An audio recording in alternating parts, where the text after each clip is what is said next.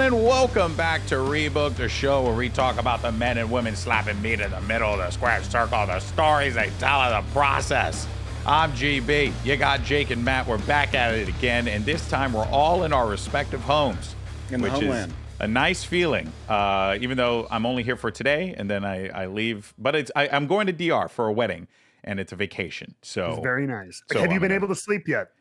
Properly, like normal hours? No, it's been weird. It's been sporadic. It'll like I'll like be wide awake, and then like out of nowhere I'm just like, ugh, and I'm back asleep again, and then it'll be I'll wake up again, and then I'm like wide awake, and then out of nowhere I'm just falling right back asleep. It's been fun. Hell yeah. It's been great. Hell yeah. You have narcolepsy, dude. Riding lightning. Narcolepsy. Yeah, just in the middle of the show, I'm just going, just like honk out like right in front of everyone. Actually, might make for some good views. Who knows? That's how we get the audience. I'll put the butts in the seats. Of course, so guys, there's been a lot going on in the world of wrestling, as always. Whether it's cross promotional opportunities that randomly pop up out of nowhere that no one saw coming, to wild matches being formed that no one thought would have possibly had happened, or just WWE continuing to the greatest love story. To the greatest love story. Yeah. Ever told. I mean, there's just so much going on. And we're going to try and cover as much as we possibly can. But first things first, fellas, how's everything been? Jake, how you hanging? What you playing? I'm doing all right. I've been playing a lot of Fallout 76. Oh, really? Still on it? I've gotten. I hear it's in a good place right now. It is in a good place, unless you need to launch a nuke. You would think they'd make it easier to launch a nuke. That's like the whole point of it. Difficult to launch a nuke. Wait, is it like difficult to do it in the game, or is it like graphically difficult to do it? No, it's difficult to do it in the game. Okay. My buddy and I were like, all right, let's finish this mission. Let's go launch a nuke. That'll be cool. And it's wave after wave after wave of security robots, and we have almost no ammunition left. We have no stim packs left. We spent 3 hours trying to do this. Oh my gosh. And my game crashed. No. Oh, of course. And I was like, I'm done. Luke, I'm done for the night. I can't do it again. I can't do this again. Oh no. But yeah, so we're having to go grind some smaller missions to get some ammo and stim packs back. So you gotta get the gear. I mean, that's classic Fallout. That's classic Fallout. You think you got the mission lined up, and then it all goes to shit. But it was weird because it's like it didn't feel like it was really telling. You know how usually it's like, okay, you go to this waypoint that's like, use this computer, and then it's go do this thing. No, it was just like launch a nuke, and it was like, okay, well, how the hell do we do that? But then last night when we were doing a grinding mission, it like walked us through step by step how to make a stew for someone, and I'm like. But you can't do that with I know how to make. You can't do that with a nuke. I know how to do it. One of them is a survival technique, and the other one's a destruction of mankind. I'm glad they're teaching you the survival technique step by step. I mean, you could argue that using that nuke is also a survival technique. So depends on how you want to look at it. I guess. Oh my gosh, we're going into dangerous territory here. Quick, Matt, talk about Destiny. That's right, baby. The big new expansion dropped an hour ago, so I'm hoping to deal with you chuckleheads in about 10 minutes. We're gonna get this episode done. Got it. Okay, that's why you wanted to do the podcast a little earlier today. Okay, all right, we got it. We'll keep this one going then. As if I say this as if the servers aren't going to be logged. Yeah, I mean, for the next 2 hours. Act like you're not just going to sit there on stream just talking to people for like 30 minutes.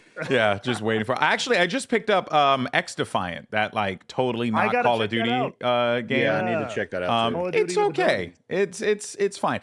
See, the thing for me is I'm a competitive, multiplayer guy, because that's been my experience in my career for the last like decade. So like I just look at a lot of these games in a very different way than like most people do. So like when I logged in, I was like, I'm kind of like just checking boxes. I'm like, okay, cool, can do this. Okay, cool, can do that. And it just was like, it's just one of the games. It's one of the games that has been released in the year. It's neither bad nor it's good. It just does things, and it's fun. Like it's not like changing the world. I was actually seeing people complain about that Concord game that just got announced. I was just about to bring it and up I'm like, too, that game looks perfectly fine to me. Like I don't. It's very clear what it is. You know, it's a games as a service hero shooter game. There's nothing wrong with it. But oh man, you know, you'd ask people on the internet, you'd think they'd kill their cat or something like that. It's anything that happened. It's a little bit of a trend following, and wrestling. Hey, Throughline wrestling does this too. Sometimes when there's a thing that the audience is latching onto, let's just say battle royals are hot, right? Yeah. Or like whether it's extreme matches or it's women's wrestling, right? If it explodes in one company, some other companies push their women's divisions more, or tag teams, stuff like that. It's similar. It's, you know, gaming in all media is similar to that. So like it was battle royales were the thing for a while, and I feel like 5v5 hero shooters are kind of the thing people have been developing. I don't even feel like they're the thing. I don't even like it doesn't there's even like 2 or 3, right? There's 2 or 3 examples that have come out recently. That's it. It's not like it's some wave that every company's making. Everyone's trying to act like, you know, like this game is like taking away. Like it's just like it's just a game, you know. Whether you play it or you don't, I mean, it dies and lives. I mean, who the fuck cares? Life moves on. But it's just, oh man, people like I do find the irony of it though when I say like people put so much energy into something, but here we are doing a podcast about professional wrestling storylines. Again, and this ties into wrestling too. Here's my issue: if it's bad and you think it's bad, tell the world you think it's bad. The number of people who, again, wrestling, games, movies, who get mad at the existence of things without experiencing said thing. Mind-boggling to me. The fact that there's another action movie with Tom Cruise, like, oh God, this is so bad. And I'm like, did you watch it? Yeah. Did you like it? If you don't like it, fine. And also Edge of Tomorrow fucking slapped. So I mean, oh man, so very good. What a great Edge movie. Of Tomorrow, can I say, God, for somebody who wanted to get through this episode, I am tangenting. Do you know that it's based on a manga? Yeah, I believe. Edge of Tomorrow. I think so. That's like the that would time be loop one. Freaking awesome. Right? Okay, yeah. Do you know what the name of the manga is? It's way better. What? Oh God. The Only Way is Kill. Oh, that just sounds sick. Such a way harder Good luck trying to market that to a U.S. market. I know. No, that actually is super sick. But also, Tom Cruise is a manga fan, confirmed. Okay, that's what's up. I'm with. I wouldn't make that leap, right? They don't teach that in Scientology. It's crazy. But you know, I will say though, I totally agree, and just the amount of leaps people take. And this is the last like random thing that I saw just not that long ago. They were talking, I guess one wrestler was talking about his like contract status with AEW and how long he had on it or didn't have on it. Wasn't like entirely sure. I forget who it was. Was it Brian Cage? Probably was.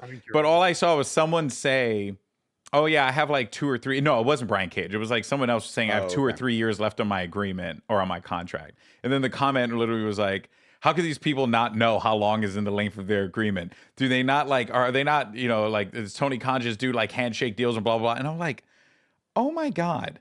Like, I don't know how long my agreement is for Riot. Like, I don't know what my exact term of work dates are. Like, you know, like, I don't pay attention to those things. And I guarantee you professional wrestlers don't pay attention to that shit either. We make a ballpark. General idea. Yeah. And we look at our calendars. And unless they hate it there, I would be concerned if a wrestler in my organization knew exactly at 12 noon at 12:01 February 4th. Yeah. Great. I am fucking done. Like that's a different that like I'd never know that thing. It's just like people just want to get mad. So today we're not going to get mad about things. We're going to enjoy things because there's a lot of really good things happening. I thought you were going to say we're going to get glad, and this was going to lead into like our first ad read. Is that I'm trying. I have messaged the glad people multiple times. I've said, guys, I want to be a part of this. You know, how do we bring your cleaning products to dozens of professional wrestling fans? Right. No response. We'll wait in bated breath. Hopefully, that's because Manscaped takes care of everybody else. Let's see if they can. That's because That's because you've been emailing GLAAD, GLAAD. That's right. Which and is why would they want to promote a wrestling podcast? That doesn't make a lot of sense. You know what? I should have, I should have checked the damn email. Yeah, that was the problem. You know, this is why, you know, you don't have esports talent running businesses. It never goes well for us. Now, being said, let's go ahead and dive in to what's been going on in the world of wrestling today. Enough of the tangents and the bullshit. So much to talk about.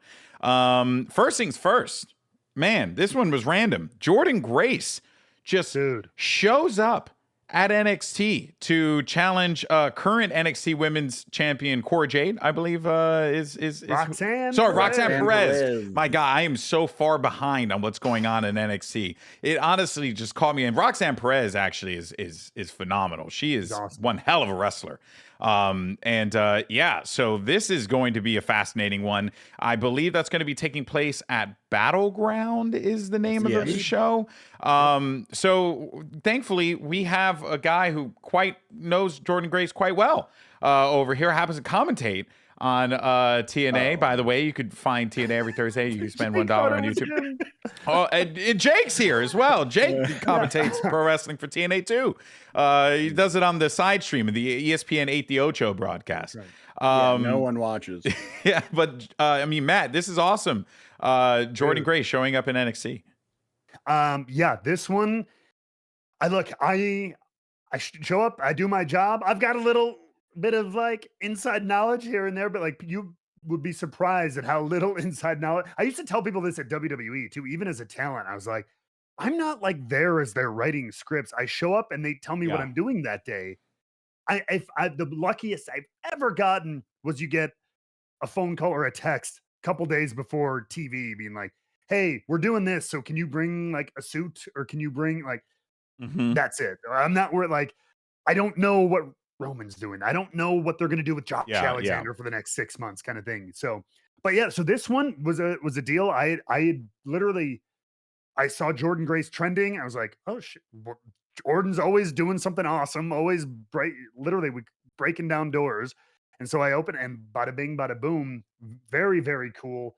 Coming off the heels of her Royal Rumble appearance. And now, multiple successful title defenses on TNA television. So on a hell of a roll as our champion. It's just kind of like, with respect to some of her awesome opponents she's had, she's kind of steamrolling. She is going bang. She's had since January like 8 or 9 defenses, like between our live specials and you kind of like ask the question, challenges. Who the hell stands up to that in TNA right now? I mean, that she has been crushing it. Yeah, like that is a tough task, honestly. You know, especially when we had people like Deonna Purrazzo joined AEW, was probably one of our top tier talents. Trinity went back to WWE. So we've got some great kind of up and coming talent, but you know, it's going to take a minute for them to kind of get their feet under them to be up at that main event level. And also just beyond Jordynne Grace is like a physical specimen. I mean, on multiple, like as a wrestler, I just don't know what you do with the match. Athlete. What do you do with the match, man? I don't know. That it's wild. Because I mean, look, I will be honest and say that I think Jordynne should win. Because, well, firstly, because NXT is still a developmental brand and TNA is like a full blown out company. And like Jordynne defeated, you know, Trinity Fatu or Naomi for the title. So, and Naomi's in WWE main roster television.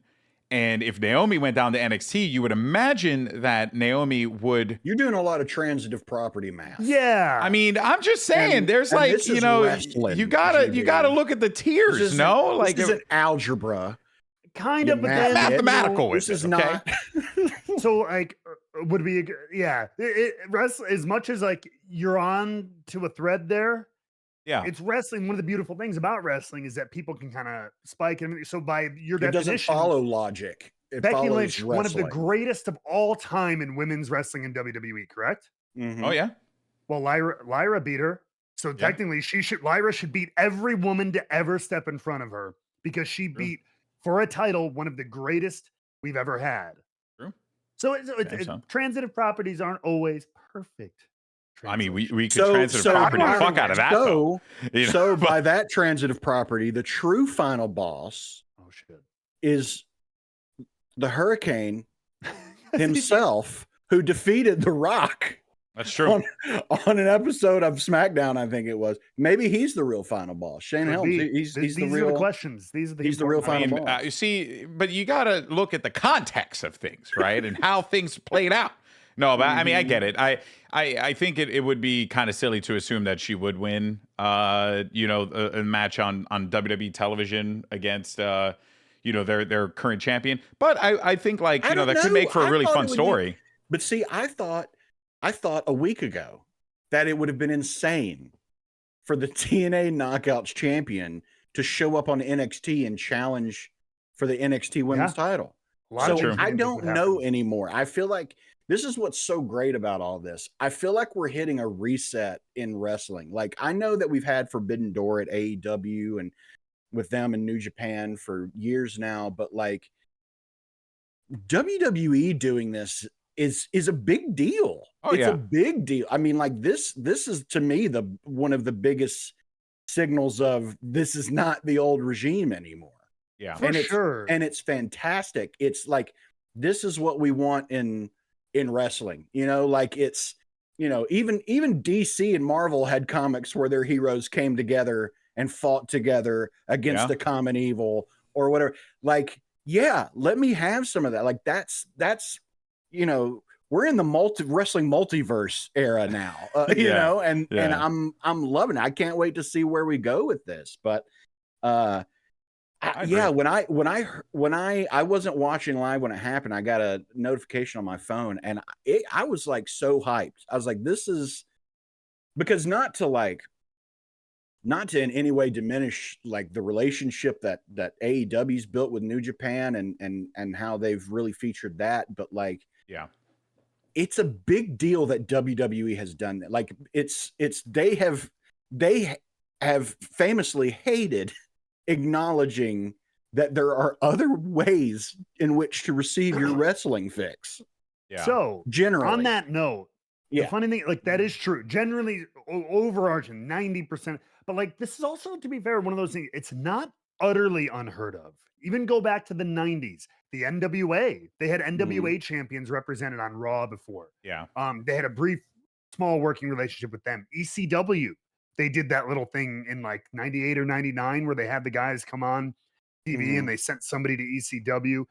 But since then, in the modern era, the late Vince era, let's call it, like, it has pretty much been, you don't mention other companies.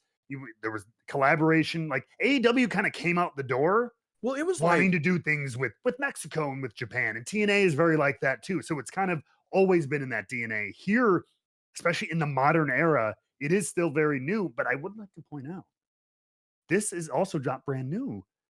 Let's go back to Mickie James 3 years ago in the Royal Rumble as Knockouts World Champion.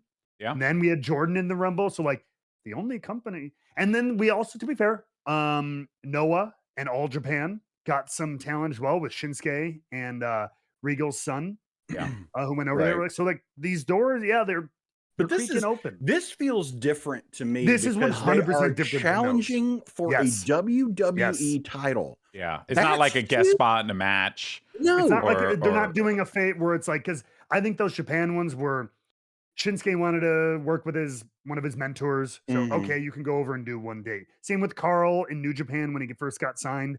Finish your date, then come. Same with Dempsey going over to All Japan. They're kind of like almost like sure, we'll do you a favor. This is like there's something is worked out here, like kind of thing.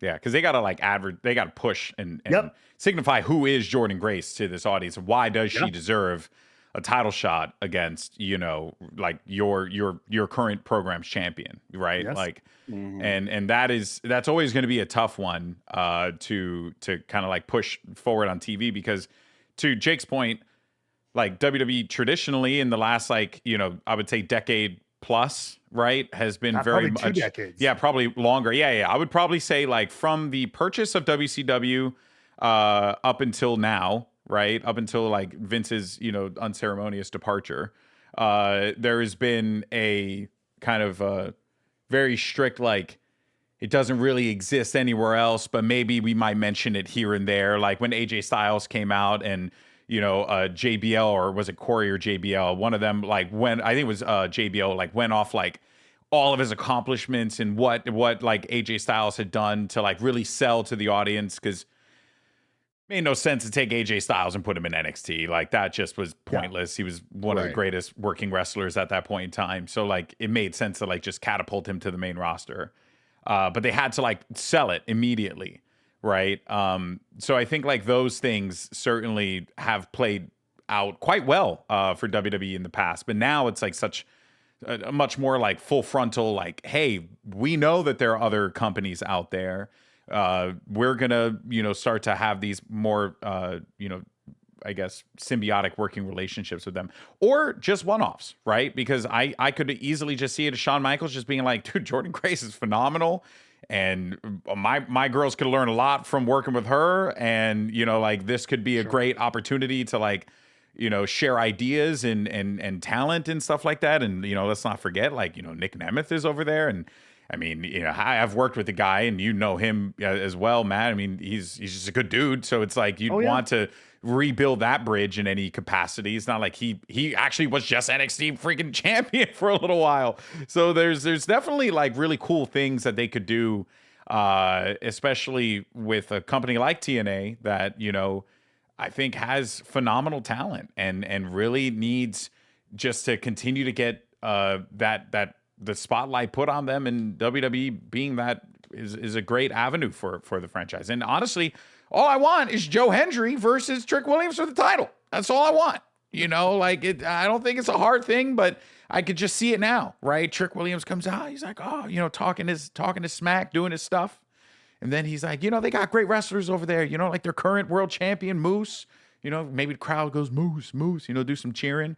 And then he just says, I don't believe anyone can beat me from TNA. And he says the magic words. That's it. And then the music plays. And then he makes his way down. And then before you know it, we're all just doing the wave with everyone. Oh, dude, it'd be so great. I would really like an NXT TNA cross promotional pay-per-view. I think that shit would fucking slap. Oh yeah. I know it would. Yeah, I know it would. I've been telling everybody, temper your expectations. Sure. It's like I don't want to like be like nothing's gonna happen. I've just seen it a lot. Where like it just builds up in people's minds. In my head, we're gonna get 2 or 3. I think like really interesting crossover matches. I don't think we're gonna get a full-fledged event. It would fucking slap. But I would like to point out. You don't think we're gonna have WWE and TNA present the prohibited portal pay-per-view? That's not gonna happen. No, not quite. At least I don't think so. If it does, oh baby, that'd be awesome. But I would like to point out, so Jordan is challenging for the NXT title, and then a week later, right here in Chicago, live at Against All Odds, we just learned Jordynne Grace is gonna have an open challenge at Against All Odds. Does not have a named opponent. Anybody could walk through. My question, my real question is, when are you going to show up and throw Booker T's ass off the commentary That's table what I'm saying, take right? Over the headset. That's all I want to know. You want to know? I'll tell you when he doesn't want to get on a plane from Texas anymore. Yeah. You know what? But actually, he got a good deal right now. He got a good man. Him and Vic, they have so much fun. I got to see Vic. He came out to our play actually, because his wife was in it as well. So he's like, no, they got a good thing going. But I love working with Vic. I love working with Tom too. I've had some great partners. You've been gifted some pretty awesome commentators to work with, like guys who are just like good at the craft, like overall, and like actually fun to like talk to outside of work and stuff like that too. And you cannot stress enough like how valuable that is. Like you got to be able to, because like the camaraderie comes off like on camera, like on on the microphone. The more that you like get to know one another and work with each other, you can build that. Because in esports, like most companies do it in esports to try and prevent talent from being able to bargain together, because if they do, they can ask for more money, and that's never a good thing in esports.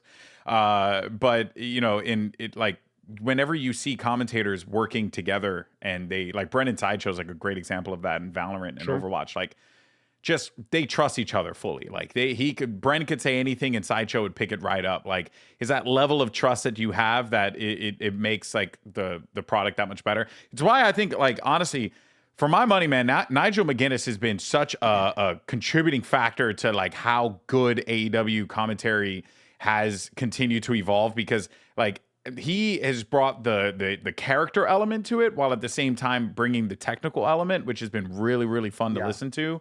I just really like, there's so many great commentators working in the space right now. Like, as one, I am definitely always impressed by what we're seeing out there. But yeah, I mean, there's some cool shit. TNA NXT pay-per-view, book it. I would love it. I'm just saying, it would be really cool. Or you could just watch TNA right now. TNA Plus. You can also, it's $1 on YouTube. Just saying. Check out Against All Odds. I'm just saying. Against All Odds. Oh, I was going to say, I do have a theory. I do have I could see something happening. There's been 2 recent departures in WWE TV lately that we've seen. One of them was the man, Becky Lynch, right? She said some words and it was gone. And like, I don't know if Becky is going to be the one to walk through the prohibited portal. But there has been another person that recently has walked away, and that's Natalya. And I could see Natalya showing up through the portal that is prohibited at Against All Odds and challenging Jordynne Grace for the TNA Knockouts Championship. I literally had the same thought. I think that would be a really good match. It would be a fucking great match. Are you kidding me? Holy shit. That'd be a slobber knocker and a half. That would be phenomenal. I mean, Natalya is still one of the best in the ring, she just one of the best technical wrestlers that, WWE has. And then Jordynne Grace? That shit was slap. It is interesting though. Like, so I do truly believe, I mean, we kind of talked about it a little bit. I think Becky gonna go home. Good girl, sit down. She deserves it. She should chill. She's vibing right now. I think that's what this. I think she was supposed to do that after Mania. Rhea got hurt, picked up the banner for a minute. I think she should go home. She deserves it. But there is that part of me too, because she's gone on the record. It's in her book. I could, too far to reach. It's in her book. They'll be like, one of the first places she wanted to wrestle was TNA because of the way they use their women's division as opposed to other wrestling companies way back when, at the time when she was getting back into wrestling. They were super far ahead. Yeah. She always, I think, wanted to compete for the Knockouts division in some way, shape, or form. So maybe that's a bucket list item when she comes back. I don't know. And this relationship is maybe that would be sick. That would be massive. Yeah. That would be absolutely massive. That would be huge. I actually would not. If Becky Lynch, showed up through the bandage gateway, then it would also play. It would also play into the whole like, she hasn't renewed her contract thing yet. Is she going to TNA? Sure, right. I mean? Yeah. And they have been really playing with the whole like she's she's gone, right? Like narratively, and also like even with like on Fightful, and you've been seeing like posts like that she's no longer there, and like it wouldn't be opposed if she even did it at Against All Odds. I think that would be awesome. I mean, it'd be wild. She can go there, wrestle a very safe match with an incredibly talented opponent that will make headlines. It will be all over the place, and then Becky just vanishes, and also feeds further into the story of her losing, and like there's meat on the bone. There's meat on the bone. All right, well, let's go ahead and move on. More WWE discussions this time around. A lot of women's division discussion because honestly, they're cooking right now. Yeah, absolutely. We'll get this first part out of it, but with Nia Jax winning the Queen of the Ring, she'll be challenging Bayley, which there's not much really to talk about right now. Just that good. This is good. We're presuming Bayley, right? I mean, in theory, Bayley could have title defenses between now and SummerSlam. And she could lose to Piper Niven, which is they're really making Piper Niven seem like a threat in this, but I think it's just more. And I love that. So I just hope they haven't been doing it too bad. Even from storytelling perspective, like you're kind of tipping your hat if you play too hard into Nia and Bayley going back and forth in these initial weeks. Yeah. Because then you're like, oh, we're definitely going there. So now I know that every like title defense, even if that does seem like the obvious route, Yeah, and I'm sure it'll be a great match and a great story as we get there, it does kind of throw some water on any potential SmackDown women's, or WWE women's title I matches agree. Which is why I on like that they haven't pay-per-views been between so now and then. obvious. They haven't been so Yeah. obvious about it. Hopefully they stay a little yeah. bit more pulled back until we get closer and it's more for sure. Yeah. Especially with Chelsea Green involved and like Yeah. that adds, Give me some hope and give me some maybe. I like yeah, maybe. because that has been a bit of an issue as of late, where it's like you look at the big tentpole events, and then you're like, okay, this person's going to be champion until this tentpole event, because why would they take the belt off of them there? And this kind of goes back to what we were talking about in previous episode about unpredictability being an issue. Like you need a little bit more of that. Otherwise it does start to feel a little too like, what's the point of tuning into the week to week television? Like when you factor in like how good the build to WrestleMania was, a lot of that was predicated on, like the overarching story they were telling, but then they were also, dropping all these like other good nuggets in there of like story development, like Sami Zayn's story, and then, the women's championship story. Like everything was kind of like building very well, whereas like it does feel like at times there's just too much. Okay, we're sitting and we're waiting for this next big show happen, cool, we'll make a big change and then we move on. I would like to see a little bit more movement. Don't think it's going to happen in this particular story, but that's fine, because right now Bayley hasn't had a big program for her to kind of sink her teeth into, a post championship win. And I've been seeing this a lot where everyone's like, what's Bayley's character? Bayley's character is she's a great wrestler and that she's the current women's world champion. And that's it. Like that's her character. Yeah, but she's also a little reaping what she's sowed. For sure. She's still having to atone for what she did when she created Damage Control. Been a bad guy for a long time. Yeah. So it's in a way she's kind of like finding herself again. I think that's interesting. I think that's an interesting storyline, especially for a champion. Yeah. But I also do think that it's kind of time for Nia, like Nia, I got to give her week in and week out. She has been putting on some pretty damn good matches for her, the style of wrestling that she's doing. Like, even though I think that she's going to get judged quite aggressively just because of how she's been used as a character and also her as a performer and, all that stuff. But it's kind of undeniable that this run of Nia right now has been very good. It's been good. And her kind of like getting this Queen of the Ring. I really like the way they use King and Queen of the Ring for this. I thought it was so cleverly done. And now they're pivoting over to the build for Money in the Bank, which it's just smart. The way they're sprinkling this in and making you like get really invested in these bigger stories involving a bunch of wrestlers now. As opposed to it being like a smattering of blood feuds and then only like a few big stories matter. I have an idea that I think would be interesting for Nia. Because she's been on a tear. She's been dominating lately. She's unapologetic about it, which is great. It's perfect for her. What if she joined the new bloodline? Oh, she is related to The Rock. Yes. I mean, that wouldn't be a bad idea. I mean, and I don't know. I think that would kind of be a cool, interesting twist on the new bloodline of bring in Nia Jax, and then Nia Jax starts just taking over. With that, they bring the women's title and they kind of do with them a little bit what they were doing with what they did with a Judgment Day. I think that could be really cool. I wouldn't be opposed to it. It's just so close in proximity to what Rhea was doing with Judgment Day. Sure, I get that. That's my only real gripe. The with difference is people like cheering for Rhea and they do not like cheering for Nia. That's true. It could really put more heat on Nia too. Propose this as well. That's actually, until you laid it out on this platter in front of me, Jake, I didn't consider it, but I think this meal is starting to appeal to me. Ooh, okay. Because think about this too. So the new bloodline thing, I think when it first Tama shows up though, that was pretty cool. Then Tonga, everybody starts showing up, like, and it was cool, but like I think, and he's very good.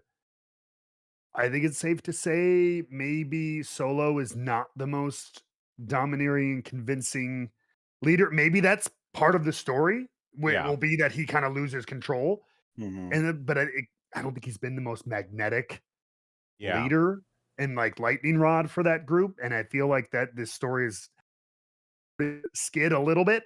Like Right. as far as like, do we care as much? Mm. I think the other members are more interesting. Oh, wait, To hold on a second. Tongaloa and Tamatanga. Oh, I thought I lost you for a minute there, but I think we're Ooh, good. We're back. We're we're back. good. We're Okay. good. We're good. We're good. So I may, she could. It does feel very Judgment Day, but she kind of fills that kind of like focal point. She is a bit more of a lightning rod. She does get more heat. I think she gets more intrigue. If she did kind of fit in this, like, not true the leader, but like, come on, Yeah. she's a bit like Yeah. she's running the show, or like Yeah. at least kind of leading the charge, the focal point of the group. It could be. I think it could be interesting.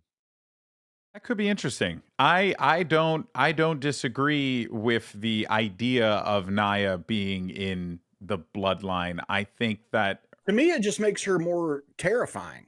true. It makes her more scary. I'm I don't know. curious to see how this aligns with her current character development, because right now her character is very focused on championship gold. It's clear that's like what she wants, and Yeah, there's a great it's very opportunity. selfish, self-centered, kind of like it's Yeah, about me. Yeah. and I'm there is taking it. a good angle for them here. I think to Nia has needed to sink her teeth into some other opponents that aren't Rhea Ripley and Becky Lynch, because she's basically been in that vortex for like a super long time. And Bayley needs someone different to rival against that isn't Io Sky and Damage Control, because she's been in that vortex for a really long time. And it feels like WWE's whole thing right now is basically resetting a lot of narratives and creating new pathways for characters to interact with one another. Mhm. So I'm not opposed to it, because I think that is a great way to kind of bring her into the broader storyline of WWE, right? Because that's kind of like how I've been noticing things lately, right? Like each show has like their big overarching storyline, and then different like angles kind of like lean into that story. So like on Raw, it's Judgment Day. On SmackDown, it's the Bloodline. On AEW, it's the Elite. And even like when you look at Dynamite, it's like the Elite on Dynamite, but then when you get to Collision, it's more like weird, like Bang Bang Gang, and like more match focused, right? But Right. that's their version of it, because that's the theme of the Collision show. It's Mhm. very like matches, matches, matches. So I'm not opposed to her kind of getting into that area of it, but I am very interested in seeing how Bayley and Nia, just dance, in the ring, and like Sure. what story they try to tell as wrestlers. Because there is a lot of there's still so much more to explore with that, right? Because and I think I think Bayley should drop the title to Nia. I 100% agree. because 100% agree. because I think what that does is, like, then it resets a lot. It gives Nia gold. She becomes Yeah. more dangerous. It also, like, We need some hot potatoes on championships, I think, to we make do, things we interesting. do. And I think on But Raw, it's going to be the men's it's going to be the men's world men's title, heavy, yeah. and on SmackDown, it's going to be the WWE women's title. I think those are going to be the hot potato belts I potentially. could see that, but what I Could. like about Bailey dropping it, she's always been so fun to watch chase a championship. Yeah. That NXT Bailey, when she was doing some of her best stuff and she was so wildly over, like, we can mix that with present day Bailey. It'll 100% work. Yeah. And have her then, like, I had it and I couldn't hold it. I need to find who is Bailey again and get Yeah. that back.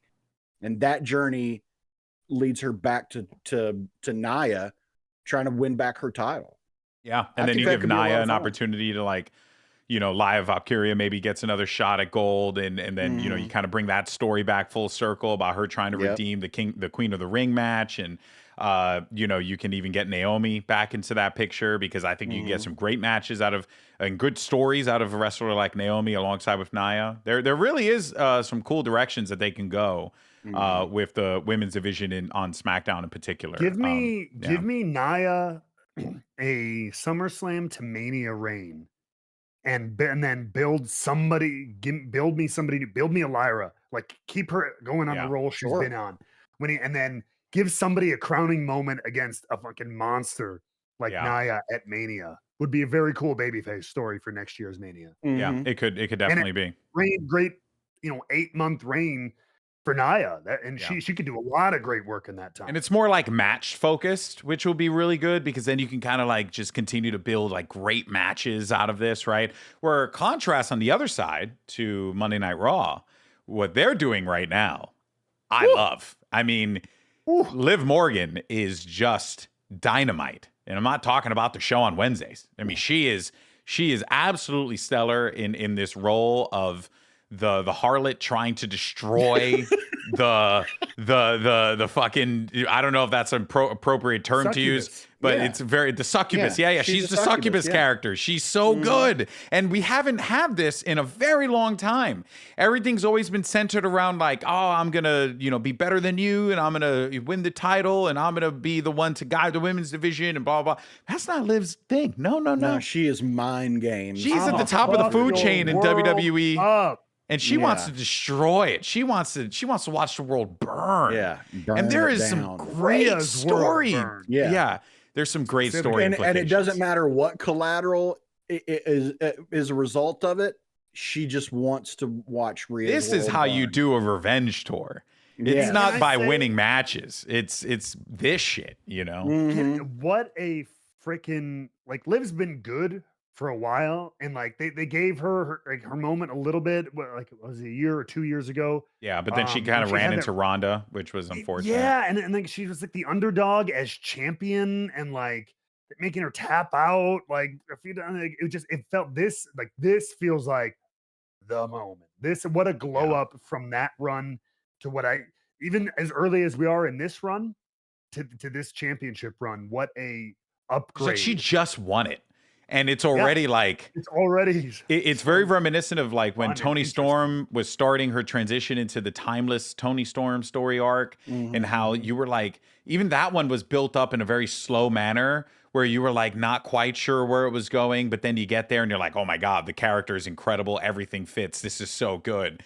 And now you're in the same exact situation, except you saw it happen from fucking Jump Street. You saw it happen, and it was like a car crash, but you knew it was in the best way possible, because you knew it was happening. And now that we're here, you just want to see how much damage she can cause, before Rhea shows up for the ass whooping of a lifetime. She's a human demolition derby right now. Yeah, it's like, what is she gonna run over and destroy or damage next? See, here's the thing. I think if you really want to hammer this story home, though, Liv cannot lose. She cannot lose to Rhea. She's got to beat Rhea. And you have to find a way to make that happen. And I think Dom is the Dom play. is 100%. Dom is 100% the play. Absolutely. Yeah, it's so obvious. Oh. It's so obvious. You got to play hardball. Like they need to keep. I mean, it's going to be hard because again, assuming SummerSlam is hopefully, seemingly by the timetable, is the place to bring Rhea back. That means you got to hold this tension out. Like you need Dom rebuffing. Yeah. Every chant, every advance, yeah. And then whenever that match happens, he goes whatever, pulls the rug out from underneath Rhea. I'm sorry. I like the idea I love you. of I like I like the idea of Dom just constantly trying to screw over Liv, but in doing so constantly helps her. Oh yeah. Like I want this to continue to be the arc that they run with. So that this way it's like, and it's not all the time. I think she needs to like win some matches on her own and like just establish that she is like, but in some key moments, yeah. But in those key moments, like Dom comes in and like, oh man, there's a lot that there's so much that they could do with this. Give me like the little bit of like again, he's rebuffing her verbally and like Yeah. on the surface, but give me those little hints of like he's falling under the spell, like to the point Yeah. where like JD and Finn or whatever have to like, so you need stop going out there. Yeah. They, Like, yeah. lock him in a Yeah. room, right? Like you stay back here tonight. She's got a title match or whatever. You stay here, bro. You are like, I know you say you're trying to do that. He's like, fine, fine. And then like you open the door and like the vent is open. And he just can't help escapes, himself. bro. Again, Oh my god, he's convinced himself he's trying to screw her out of the title, but like he's the spell has worked. The dude. succubus, And here's she's like near her. She's like an evil Bond girl. She's like Xenia Onatopp from GoldenEye. Like it's like she's a femme what a fatale, cut. and yeah. Oh, Yeah, you know, and she just is like has him under this spell and he cannot help it. And she's going to crush him and his thighs because that's what Xenia did. Here's where I'm excited about this though. Honestly, here's where I'm excited. There is a she's making him feel like a man, and with Rhea. He's calling her mommy, and like it's like very much just like, you know, he is the bottom, she is the top, and that's how it is. His name might be Dom, but we know who the real Dom is. Exactly, right? Exactly. When it comes to Rhea. But with Liv, he gets to feel like a man, you know, because she makes him feel like a man, you know, like that's what I think. Get real weird with that's this, what I think is gonna happen. I'm telling you, bro, they're gonna get weird with this story. It's gonna be good. It's gonna be fantastic. Under 18s, close your ears. Oh boy. But it's a thing where it's like Dom calling Rhea mommy. Yeah. But Liv is calling Dom daddy. That's what I'm saying, dude. You know what I mean? That's what I'm manipulating him saying. to that effect. Like, you know what I mean? She's gonna play the little like. Because there are men who like that, who like to be built up and like have their ego stuffed up or whatever. And like, man. And she's playing that role, even though she is the mental champion. She is playing him over and over. But by trying to do that, it could be very, very good. It's so good. I love all of this. This story's fantastic. It's only going to get better. It's just crazy too, because it's like, I'm more invested in this than anything that's going on in WWE TV right now. And it's not an insult to, because there's good stuff. There's honestly good stuff happening across the board. Like, you know, but this has just been so compelling to the point where it's like, dude, sexual intrigue and revenge? No shit. Like, yes, it's so good. And you can all tell me about like, oh, how many matches, like these people, but at the end of the day, you know what's going to draw more attention again. But it comes back to, you have an interwoven, interesting story. Yeah. With and it's not like being sexualized for the sake of being sexualized. Like there's reasons and there's like layers to it. And it's not good story. It is a woman weaponizing her sexuality. And I think to get revenge on because in the old regime, it would have been some other bullshit where it's like, you know what I mean? Oh, we got to make her come out look sexy, but it's like, no, it's gratuity. She looks sexy by being a threat, you know, like that's how because she's the femme fatale. She's a succubus. Oh my God, this is so good. I'm all about this. This story's been awesome. Not sure if there's much else to add outside of just keep the eyes open for it, you know, week in and week out. It's going to continue to get better. And then all it's going to lead, I mean, we all can agree, it's just going to lead to Dominic Mysterio just getting his ass utterly whipped by Rhea Ripley.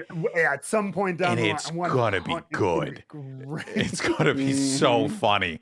And I'm all about it. WWE's first intergender match? Yeah, it could be, bro. It could be. In a long time anyway. And again, you know what? You got to give shout outs to Dominic Mysterio here, man. He is playing a perfect role.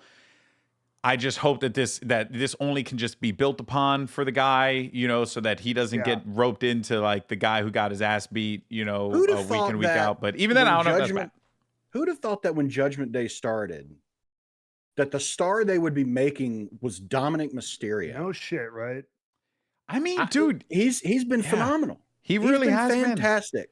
Yeah. And it's one of those situations where you can see how much he enjoys playing this, like how much he enjoys getting booed and leans into He's on that. TV every week, and he gets to play his character every week. And he nails it. Yeah. He nails it. Yeah. He's been fantastic. Our reigning 24/7 champion, Dominic Mysterio. Right. Is he reigning? Yes, yeah. For resisting the resisting. And speaking of Pat McAfee's kiss. breakdown of him like block again, the comment, everyone's been killing it right now. That telestrator breakdown thing, that whole gimmick is hilarious. I love it. I love it so much. We even have been trying to use it on VCT broadcasts where it's like we just grab like the person and we're like, what were they thinking at this moment in time? Right. And we just like have fun with it with the telestrator. It's just a shame that telestrator technology was built in like the 50s. It needs to get better because it still sucks to this day. In any case, so let's go ahead and move on to what's been going on in the world of AEW. Now, I've been paying a lot of attention to this because I like AEW's like style and how they do their wrestling and how they do their storytelling. So AEW went for it. They full sent it, and I didn't think that they were going to sent it this early. What I mean is, Will Ospreay is taking on Swerve Strickland for the AEW World Championship at Forbidden Door. And I did not see this coming in the slightest. Mind you, Will Ospreay just won the International Championship off of Roderick Strong in a phenomenal match at Double or Nothing. And you would think that they would want to build Ospreay as the International Championship a little bit more.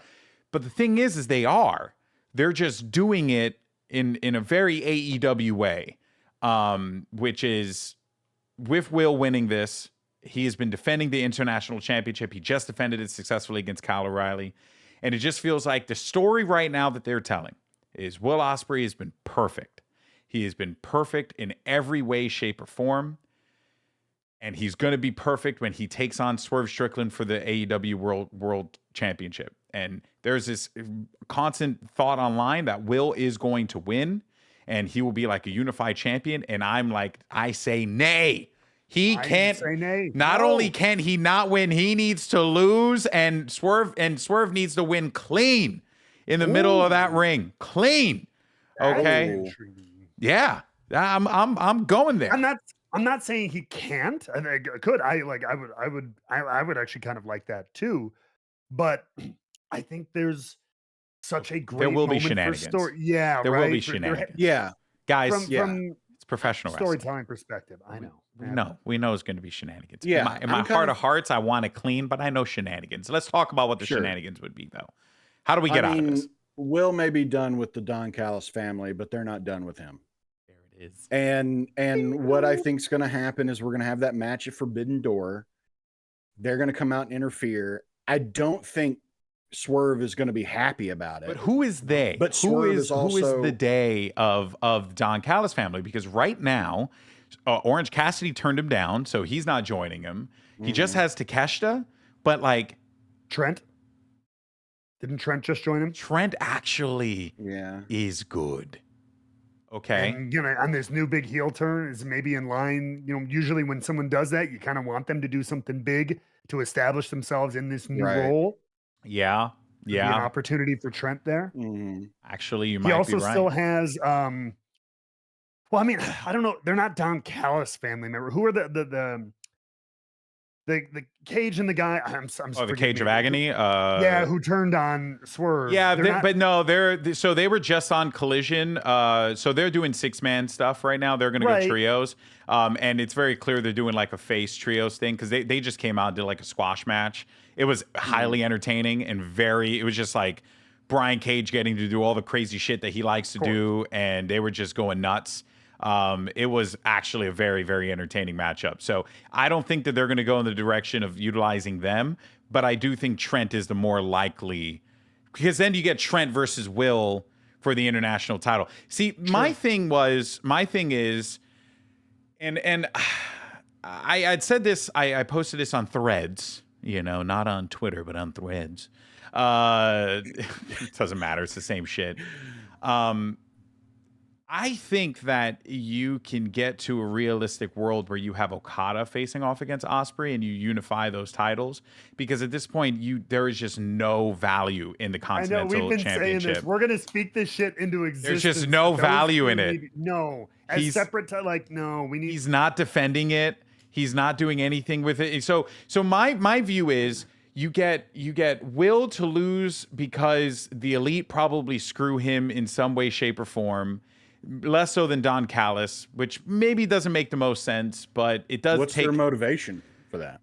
And I think the motivation might get built over the course of the next few weeks, because like the only thing I can think of is Okada's been perfect. Okada hasn't been involved in any of these matches. He hasn't been given any of these opportunities. He hasn't lost at all. Why is Will Ospreay getting all of these opportunities? And then if Will loses, then you can have an Okada who's come out and say, well, I'm perfect. I'm great. I could beat you and I could win the title. And then, you know, like Ospreay's like, well, let's just make this interesting. And then we'll unify, you know, our championships. I'll put mine on the line. You put yours on the line. And then you do that at All In Wembley. And then you get a Will Ospreay beating Okada for a unification of the Continental and International title. Because what else are you going to do with the fucking belts, guys? What do you do with the Continental title? Or why wouldn't Okada win that? I mean, Okada wins it. Honestly, it doesn't really matter. I mean, yeah, just merge them. That's all you need to do. Just merge the stupid belts together, because you don't need both of them right now. That's true. So there's not that we're going to break down into a total another, like, why are the belts here episode, but what a point of value is the Continental Championship came out of the Continental Crown tournament or whatever, which I do think they intend to do yearly, which I think is a cool idea. It's very much a G1 thing, like we said, with the point system and everything. So it is a unique thing, especially in Western wrestling. So I like that fact that would be on TV. I don't think, but with the Continental title being defended like in regular matches too, like somebody could beat, you know, Okada beat Eddie and everything like that. So I think that should no longer because people are like, well, they'll defend it in the tournament. That'll be whoever wins that tournament is the champion or whatever. I'm like, can we maybe separate the two? Yeah. And whoever wins the Continental Crown gets a title shot at Revolution or whatever the next big show after that would be, like at the beginning of the year, Double or Nothing, whatever it is. I think that would be better as opposed to like another like trophy or belt or something like that. Maybe you do get a trophy, but it's the winner of the tournament gets a shot at blank. And then we can slowly either delete the Continental title, like you said, and that would give us reason to merge it. Because a lot of people, I remember when we talked about this in our initial belt episode, we're like, there's no way they're getting rid. They just made the Continental Crown Championship. They just had their first Continental Crown tournament. They're going to do it every year. It has to be represented. So I think you could shift it like that. Yeah, it just feels like the International Championship is more important. Like it is simply just more important than. I like the belt better too. I like the belt better. I like the idea design of the belt better because it's like it works for a lot of the wrestlers who have won it, have been international wrestlers that have been defending the title, you know, like overseas as well. The Continental didn't really make a lot of sense. It made sense to take like, I could be theorizing here. And I could be off the goop, but if I had to imagine, the Continental Championship is probably something that they had put into, you know, like to make during CM Punk's time. They were going to do it, and then it ended up Punk, you know, that whole thing fell apart because remember, they had the whole Real World Championship and they did all that stuff, and there was kind of this odd kind of not soft lock, but kind of soft lock of Dynamite and Collision talent. And then they had the belt made and they're like, fuck it, they had the plan already set in place, and then they lost Punk. And it made a lot of sense to put the belt on Eddie because it's Eddie. So like, you know, everyone would be invested in it because it's Eddie Kingston's story. Because it was bizarre that he just like rolled up and was like, you know what? I'm going to put all the belts on the line. And it just made that tournament feel so much more important because all these titles were on the line for it. So it was like, okay, cool. You know, like this is like a thing that they're doing and calling it the modern triple crown and so on and so forth. But then, you know, like Eddie wins the belt. They don't really do much with it. It's very clear, like, you know, they need to take all these belts off of Eddie in different companies. And, you know, that happens. And then Okada shows up and then he just cleanly just beats Eddie in the middle of the ring with like no problem whatsoever. That thing just falls flat. You move on from that. And then Okada's just walking around with his belt the entire time. And it genuinely just felt like this was a thing that they had made for a certain individual who's no longer there, and he's not there anymore. So it's like, well, let's just go back to our original plan, which was, you know, AEW World Championship, International Championship, and I guess TNT, both of them kind of being close to one another for different reasons. And then, you know, then that's that. And now you have the FTW Championship, which is like your hardcore belt, which I have been really liking. So I don't know. I just makes so much more sense to me than to continue to like keep this belt in rotation that hasn't really been defended on TV. Agreed. You know, and also like you get Will to fight Swerve. You get reasons. You move the story in a different direction. You know that match is gonna bang. Like that's gonna be a fucking 5-star match. So yeah, that's how I've been working it in my head. But I've been really liking how they're going about with this and just the freaking the Casino Royale format. That shit is cool. I really like that. I thought it's different. Gauntlet. Yeah, it's different. Yeah, you know? I liked it too. You know, taking risks, cool. Trying out some new things. Anything on the AEW front that's been compelling to you guys as of late, or has it been kind of a holding pattern for you as well? Because I feel like it's a lot like that right now. A little bit, and especially I think with this, you know, their next big show is Forbidden Door, which a lot of it is just kind of built off of like fun one-offs with, you know, New Japan talent, right? So like not a ton. I mean, like the Elite story is kind of consistent with, you know, where it's going to happen, but it does feel like we're just building some really cool dream matches or one-off matches or interesting cross-promotional matches, and less in the trenches of stories and stuff like that. I mean, I think coming out of it, we could again with Will and Swerve. I think there's going to be some question, like a clean win. Honestly, a clean win either way would very much surprise me. I just don't think Will's going to win. I would be so disappointed if Will won too. Way too that then you would make Swerve a transitional champion, which would I think is very undercuts him, diminishes him. Yeah, 100%. And he I don't does see not that deserve happening. that. He's fucking awesome. Yeah. One thing that I do like that we have begged AEW to do, and they have finally done it, is introduce an on-camera authority figure. Yes. And I'm so glad. I'm so glad that they finally did that. Yeah. And especially because the Elite needed someone adversarial who can hold their own against them on camera, on the mic. Who's not Tony. Yeah. And you know, also is a little bit of a physical threat too. So I think I like that they finally pulled the trigger on that, and that we have an on-camera authority. I also just love the way that Christopher Daniels just looks like a stressed out manager at a Blockbuster, you know, like he's got like and I want him to just keep it going. I honestly like that. Like I've always loved like when like the on-camera personality has like, you know, there's a certain vibe about them, right? When you see Nick Aldis on camera, you get this like, oh, you know, he's Nick Aldis, you know what I mean? This guy definitely sniffs his own farts, and it's great, you know, like it smells like sandalwood, mahogany, right? Sandalwood, right. Exactly. And then you got like Adam Pearce, who's like very clearly, you know, this guy who's been put in this position. He's just trying to do the best job he possibly can. And Chelsea Green harassed him for weeks on end, and he finally got rid of her. So he's like this, like, you know, a guy who works at a paper sales company who feels like he's David Wallace. Yeah, he's David Wallace. He got a breath of fresh air, and then you got fucking stressed out retail employee like manager with Christopher Daniels, who just like shows up. He's just like, guys, I'm just here for work this day. Please just don't bother me. Okay, here are the matches. Go out there and fight. You know, like I really like the I like the vibe. I like the vibe that they're going with. You know, there's also, you know, think with AEW right now, they're finding a lot of directions with their stories and how they want things to go. There's something bigger afoot here, I think, with the Elite. And I'm really excited to see where this goes, because right now it's very much just been like, you know, okay, they're still here, they're still bad, they're still assholes.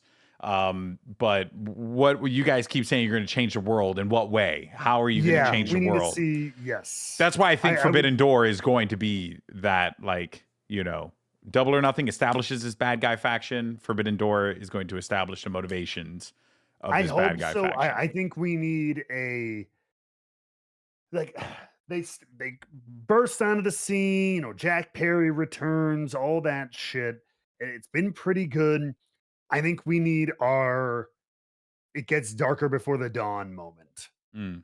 You know what I mean? Like there's going to be whether it is all in or all out, where we finally squash them, the bad guys out, and we disband them or whatever. They're beaten away, whether it is blood and guts or whatever. Maybe this fall, but we need to get to that deeper. They need to fuck shit up. They need to turn the lights out. They need to do something to make us really go. And that's why I think the Okada story or theory kind of makes sense, because it's like you've already established you can fuck with Swerve. That was the whole point of the Christian feud, is that they literally placed him there.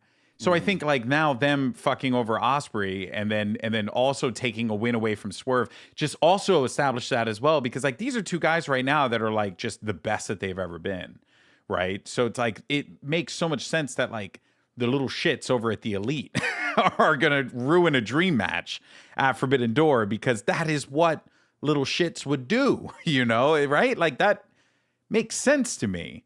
As opposed to like maybe Don Callis, which if it is a proxy through Don Callis, which they've also proven that they would be willing to do as well, you know, that could also be a possibility. But that doesn't sound fun. You know, that doesn't seem as fun to me. I like the Elite doing something again. Just really, Forbidden Door is a weird place to do it though. Again, because it's built around just kind of like the two companies working together, amazing matches. It's a little less. So like I don't know if that's the place to do it. The more and more I'm thinking about it, I think we get a clean Swerve win on Ospreay.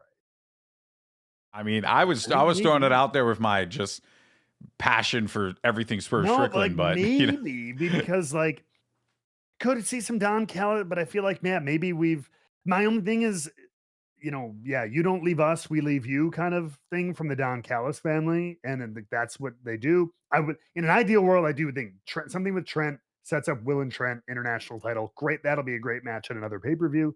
Yeah. Good storytelling, but they also, you know, especially at a Forbidden Door, you know, it's just straight up. It's about kind of a wrestling show. Yeah. Even more so than a lot of AEW's other shows. Forbidden Door in particular is very much a highlight the rest. So I don't know. Interesting. Yeah. It is. But they have been showing a willingness to step into the story perspective a bit more, which I think has been, you know, they got a lot of that criticism of like there haven't been good stories. I was actually listening to Swerve's podcast that he just did with Will Ospreay not that long ago. It was like a few weeks back, I think. They were this was like post Dynasty, and they were talking about how like they went like you could hear him not say it, but it seemed like they were in like a narrative jail of like all the problems that were circulating, like from injuries to things not panning out the way that they wanted them to, you know, like even departures and stuff like that. So the vibe that I'm getting is that there is a steady, clear line narratively that AEW wants to follow. And I think that all those pathways naturally will have to lead through the Elite, because they are, you know, the current big bad faction right now. Right. Very true. Yeah. Overall, it's I've been loving it. But there has been just so much to enjoy, which has been really, really awesome. And, you know, that, of course, takes us to, I think, our favorite segment of the week, the Rebooked 24/7 champion. Ooh. Now, I have my choice. I can go. Mine isn't as funny, but it is funny-ish. Depends on how you look at it. I can go first if you guys want to think. Sure. Yeah. I might need a second to mull. Okay. So I've been thinking about it. I haven't landed on one yet. My Rebooked 24/7 champion is someone who honestly has it's a person, it's a wrestler. He's just been so good, and he's done everything that is asked of him, and he will only continue to get better, or not even get better, because he's already one of the best performers in the business right now. But my God, he plays the role so well. The greatest villain in the ring as it stands is Jay White. I got to give all the flowers. Go back and watch Jay White in the casino matchup, the casino gauntlet match. He annoyed everyone at a specific time. Someone got annoyed by something Jay White did and then beat the shit out of him. And then he came back and then he annoyed him again. And he continued to just be an annoying prick throughout the entire match. When everyone else was like so enthusiastic about the wrestlers that was coming out, who was there to just be a dick every single time that they showed up to the ring? Jay White. He was there to just be a douchebag. He then, hits the Blade Runner. He gets robbed out of his wins time and time again. But Jay White will be a world champion one day. I will stand by this, and he is just such a great little shithead. Again, he'll be a world champion in AEW. He was already a world champion in New Japan, but he'll be a world champion in AEW, and he's a great shithead. And for that, he is my Rebooked 24/7 champion of the week, because we like shitheads out here. Touche. Okay, that's what I got. I can get down with that. Okay, do we have who wants to go next? So last week we had Dominic Mysterio as our 24/7 champion, but now I'm starting to think it should be Dominic Mysterio's wife. She is God's strongest soldier and is giving her the harshest battles to overcome. Part of me thinks it should be her. Actually, that's a good one. That's a good one. That's better than anything I was gonna pick. I mean, and that would be a first time ever that a husband and wife consecutive. That could be history making right there. Yeah, really. But it depends. It depends. What does Matt have? What do you have, brother? Dude, I don't have any. It's a slow news week for me. I was just gonna You know what? I'll nominate Matt's figure. Have you seen Matt's physique? Actually, yeah. Did you see? It's not fair. He's got the crucifix physique with the V's. It was great lighting. It was great. This bitch says it was great lighting. Hold on, I'm gonna go ahead and find this. I've never been in lighting like that in my life. Yeah, I want you to find me where the hell this lighting is, so that this way I can look like that. And here it is. Naturally skinny. And, oh man, you're gonna hate us for this. Lighting. Hopefully this scene switches. We're gonna get bam. Look at this. Matt's gonna copyright strike our own episode. I mean, all right. Let me get Google on that. I mean, where the fuck is this lighting, Matt? Okay, and then these lights. Actually, to be fair, it's these lights. And then I'll go under it at all times. I don't want to come in and Cynthia comes in and she's like, "Why do you have a picture of Matt?" At home workouts, baby. Yeah, I mean, good Lord, Matt. Workouts, baby, every fucking day. You know what? Honestly, that is super inspirational, because I've been like, I gotta go to the gym and I gotta do this.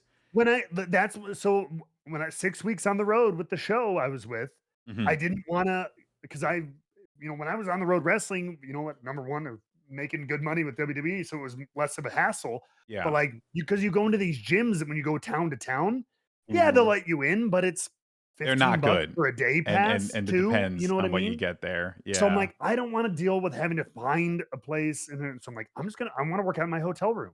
Yeah. So I'm like, let me find some, I just YouTube fit, no equipment workouts, and I found a couple of reputable, some pretty good fitness creators who had 15 or 20 minute, and it's a minute, 30 seconds of push-ups, hop up, a minute of jumping jacks. Rest 30 seconds. Okay, now we're doing squats for a minute. It's all shit like that. That's crazy.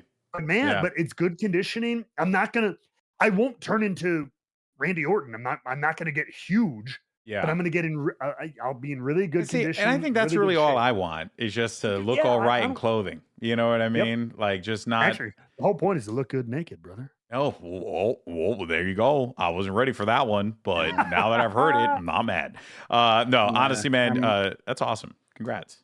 Yeah. Thank you. Yeah. Well, who do we give it to? We give it to Matt's physique. We give it to the villain Jay White, or we give it to Dominic Mysterio's wife for being the wife, I think we give it to Dom's wife. There it is. You are congratulations, for the first time in the history of this illustrious program, a husband and wife have been consecutive Rebooked 24/7 champions of the week, all because of a succubus. Liv Morgan. Jordynne. Yes. That's it. Oh man, that story is fantastic. Honestly, this is just her and Buddy Murphy need to start a group together. for real. Yeah. Yeah. Start a support group. Yeah, right. They just gotta have conversations and be like, "Did you watch Raw this week?" Yeah, I know I did. It's fucked up, man. Yeah. This is why we love them, you know. But anyway, oh man, well that's gonna do it for us this week. Overall, a fun week of wrestling. You know, a lot of things have, you know, especially after big shows, a lot of things kind of just start getting planted, and then as we ooze of things coming out together. You know, you got AEW that's doing a cross promotional show with New Japan Pro Wrestling and CMLL to a lesser extent, so that's happening. You get the what's going on with TNA and NXT. You're getting some really cool stuff that's happening with WWE. Overall, it's been a lovely week of wrestling, and it seems like we're only going to continue to get more. So make sure you're out there supporting all that stuff, and you happen to like the style of this show is, you know, it's about having fun. You know, we're not trying to, you know, talk about, oh man, this person's leaving. Oh, why see what drama's coming up? No, fuck that. It's garbage. All right, these are people who pour their heart and soul into this performance art that we love so much, and we just like talking about the silly stories that they tell in the process. So if you happen to enjoy this show, you can give it a like. You can subscribe to us on our YouTube. You can also follow us on Spotify. You can also check us out on Apple Podcasts as well. When I come back from DR, I'm going to start streaming a little bit more. You know, so you can check out, you know, we're trying to convince Jake to stream his NCAA games. I mean, we got 45 more days until that. We got to see you just be a degenerate for hours on end, just yelling at these poor children playing college football. As he just, what's your team again? Forget Alabama. Is right? Yeah. That's it. Yeah, Alabama. That's not who I'm going to be playing as in the dynasty. Who would you be playing as? I don't know. I haven't decided yet. I'd like to rebuild a small program. Oh, that's cool. Okay. That's always fun, is to take us. I'm thinking about Oregon State. I'm not How sure. much get you to do Rutgers? Are they even a team? Are they even a team? Rutgers is a team. There was a hot minute in the early aughts in the 2000s. Yeah. That they looked like they were going to be pretty decent, and then they just tanked. They just nosed it. Sounds a lot like New York sports, you know. Yeah. We get really hyped up, you know, and then just all comes crumbling down. It's life of New Yorker. It's great. But hey, I vote Rutgers. That's what I say. Let us know in the comments what school you think Jake should play. Yes. In NCAA this is the football. question of the week. Yeah. Get as wild as possible. Hawaii Tech. I don't know. Find something. Don't think there's a Hawaii Tech. I just made up a school. I figured it existed, put words together. Maybe Who knows? Hawaii. Maybe I'll just take Hawaii. I didn't go to school, so I didn't go to college. The Warriors. Yeah. Oh, I like that. Okay. Well, go ahead and let us know what school you think Jake should be playing in NCAA football in 45 days, and he will 100% take your thoughts into consideration. Yep. I'm just totally making it up for him. But that is going to do it for us here, guys. Thank you so much for checking out Rebooked. Once again, we'll see you guys next week. Same time, same place. Peace. Take care, folks. Later.